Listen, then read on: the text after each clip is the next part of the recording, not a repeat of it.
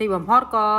ត្រូវបង្ខំចិត្តបិទស្បៃដើម្បីខាំងកន្លែងហ្នឹងតាមពិតទៅខ្ញុំអត់ចង់បិទទេកន្លែងហ្នឹងដោយសារអីតាំងពីដើមមកហើយខ្ញុំចូលចិត្តបែបទលាយហើយបើសិនជាយើង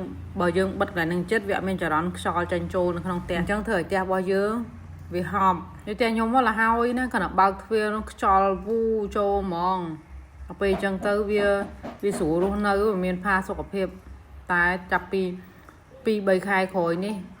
ពិបាករស់នៅខ្លាំងដោយសារអីខាងក្រោយនេះស្អុយស្អុយក៏ស្អុយរុយនោះក៏វាច្រើនហើយរុយមិនមែនចូលធំនៅក្នុងចក្រានទេណាដល់ឡើងដល់លើទៀតវាច្រើនពេកហើយបើក្លិនស្អុយវិញ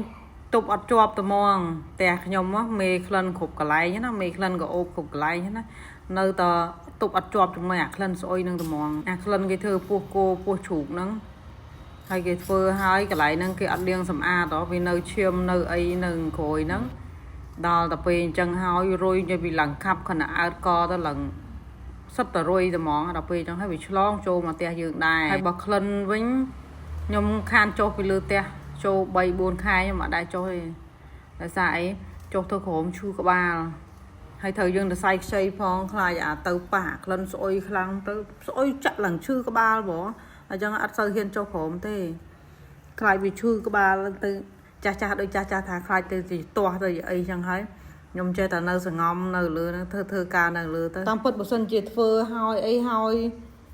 លាងសាប៊ូសម្អាតកន្លែងហ្នឹងឲ្យស្អាតទៅក៏វាមិនមានរុយច្រើនហើយវាក៏មិនស្អុយខ្លាំងអញ្ចឹងដែរប៉ុន្តែគេអត់ធ្វើ